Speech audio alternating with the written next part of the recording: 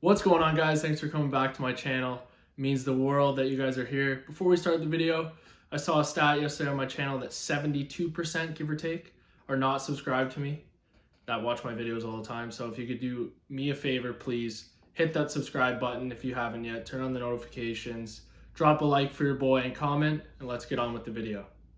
So I've been getting a lot of questions in relation to trading and my journey and whatnot, so I decided to do a Q&A inside the mind of a Forex trader and just person who's on the journey to success. And I'm like I've said before, I'm happy with where I'm at now, but I'm not satisfied, and I just want to keep going up and up and up. And I know a lot of you guys do too, and girls, of course.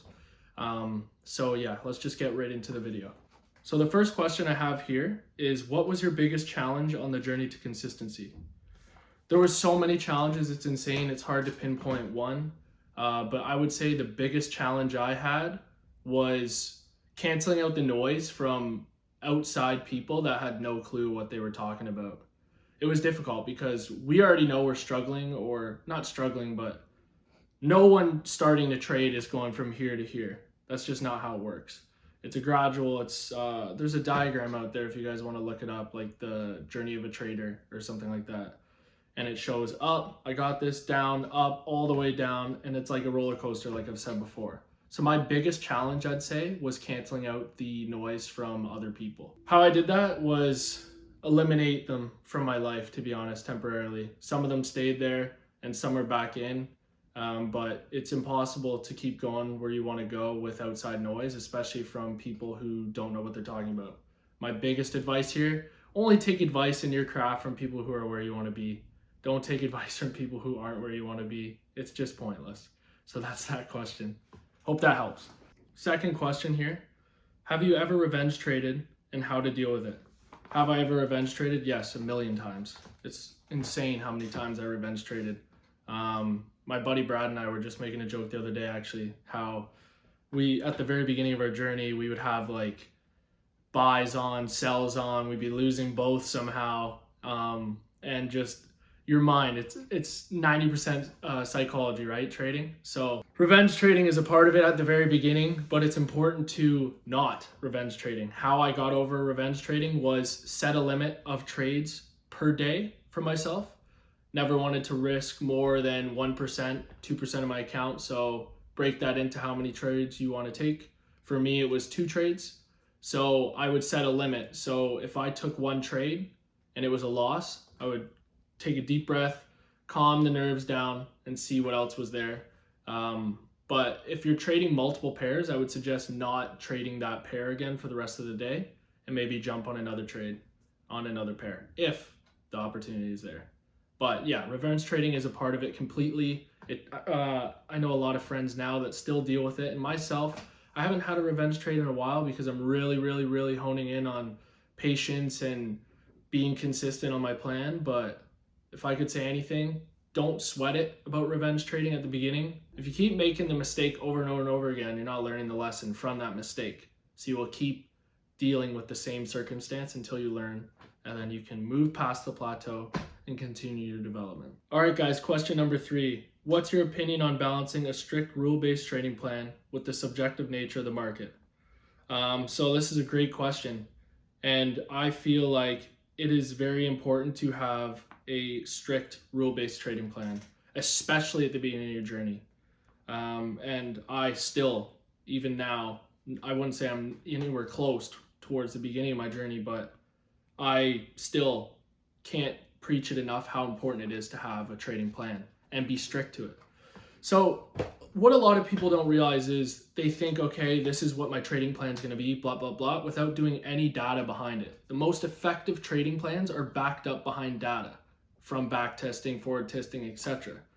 If you know statistically that your trading plan works and it is a profitable trading plan, then stick to that, because whatever the market likes to do, you will be rewarded for sticking to your plan and being consistent to your plan. If you go through the charts, it's the same patterns year after year after year after year. So just stick to your plan. You made it at a neutral state of mind, which is so important in trading. I'm going to do a video on that shortly, maybe this weekend. But stick to your plan because you know statistically that it's a profitable trading plan.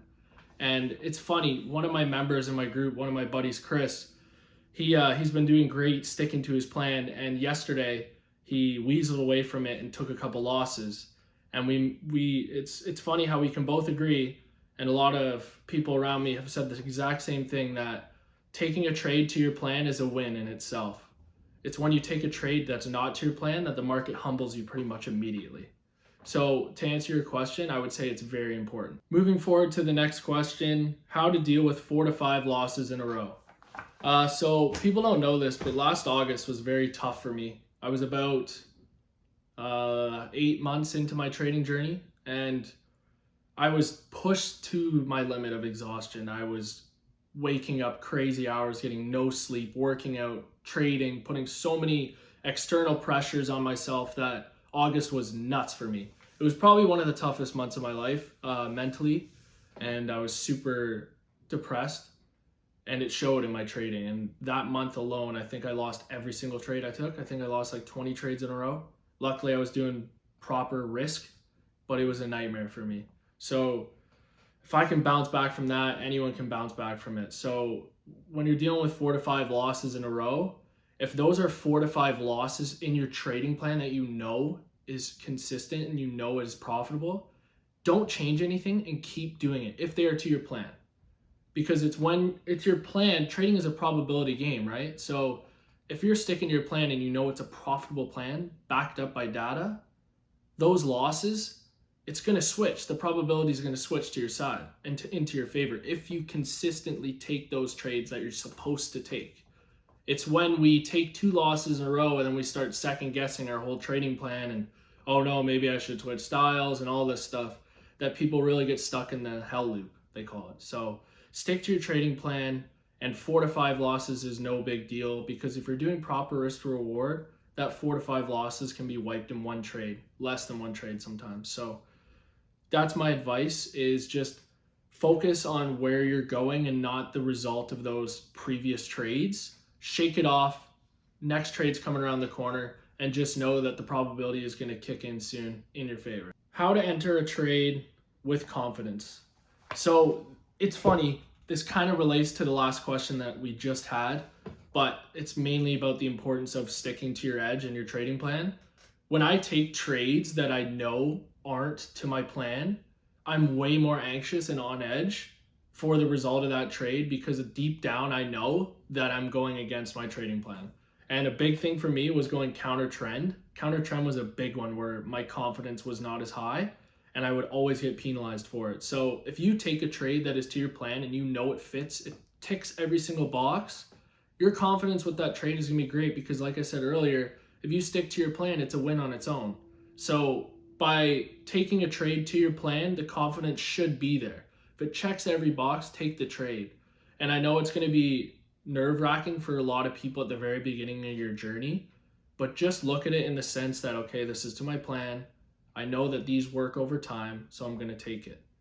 And honestly, that's how the confidence got there for me, was sticking to my plan and taking trades that fit all my description of a great trade.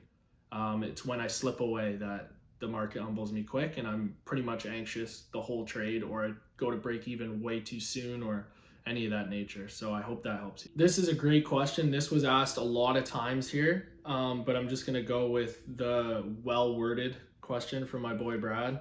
How important is it to read books, and what has it done for my psychology? Also, what are your top 5 books? So books are so important, it's not even funny. Coming from me too, where high school, I don't think I read a single book, and that's why I didn't do well in high school at all. For anyone watching this video who went to high school with me, you probably know I did not do well. I just didn't care. I couldn't read a book if it saved my life. Honestly, reading books now has saved my life. It's changed my life, both mentally, on the charts, everything, in every aspect of life. Because these are books packed with knowledge that are actually useful with your field or what you're studying or anything like that.